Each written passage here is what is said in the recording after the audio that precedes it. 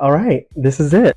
How I almost quit the interpreting field. I mean, even saying that out loud is like preposterous. I've invested so much into my career, so much into becoming this identity.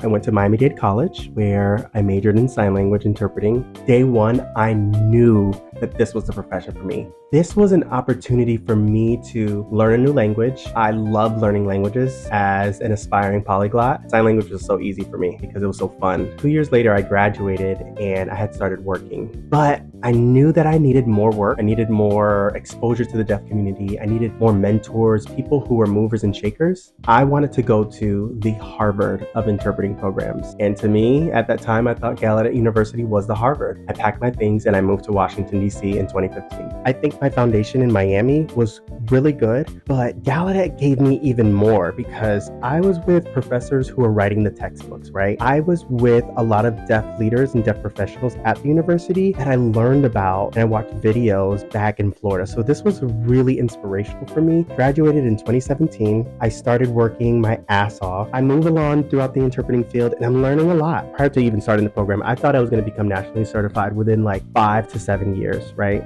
I would be mentoring or teaching 5 years. Like 5 years was the goal for me. But a lot of these things happened within the first 2 to 3 years. I was afforded a lot of really cool opportunities. I'm incredibly grateful for them. My trajectory was accelerated thanks to being surrounded by professionals who were reaching higher heights. Maybe I wanted to reach them too. I was like, oh, you're doing what? Let me do it too. But all of that came to a stop about a year ago. In my career, I have interpreted for President Obama, Cardi B, and last year I felt like I hit a brick wall. I felt like the interpreting field was going in a direction that I didn't want to go. What we were learning in the classroom was different than the real world. And it went against a lot of what I valued, right? The human part of interpreting. I felt like these rules were very antiquated and no one was challenging it. I was one of 2 Black men that had graduated from the bachelor's program of interpreting, 1 out of 2.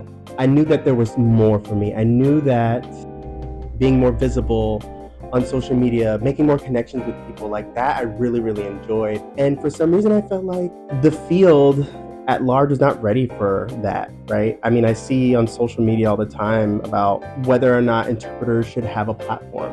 Why not? Why do we keep following the old ways? I feel like the field is scared of a lot of change. They're very resistant to it because it's just what they're used to. And people, quite frankly, people are afraid of change. I was met with a decision. I was like, Paris, if you want to grow as a person, if you want to spread your wings, why don't you just pivot? Why don't you just go into a career where you can live the lifestyle that you want? Because let's be clear, I do want to increase my income. I want to create generational wealth. I want to be active on social media and say the things that I want to say and not fear retaliation. One of the careers that I was looking to transition to was sales engineering. The way it was pitched was, you take a boot camp course and within 2 to 3 months, you are sure to land a job and make upward of $150,000. It was very appealing and I put my all into it. I started learning different programs like Salesforce. I learned a little bit of coding and I networked my ass off. I wanted to be this thing that was foreign to me, right? Like I was in these spaces I had no business being in. I had applied to over like 200 jobs. Now it's crazy because in interpreting, I'm turning down jobs, but outside of interpreting, like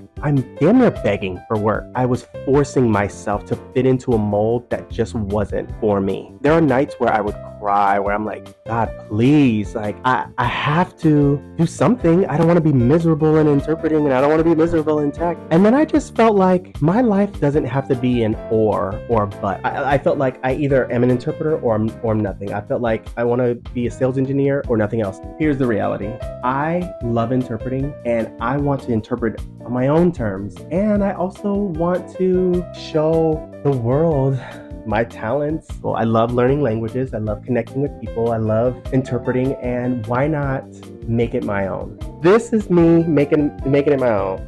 Feet up on my couch, like doing my own thing. And I hope to naturally grow in this space. Just be fluid, be open, and have fun. Just like I was having fun learning interpreting, I'm hoping to have fun in this space as well. Who knows? We'll see where it goes.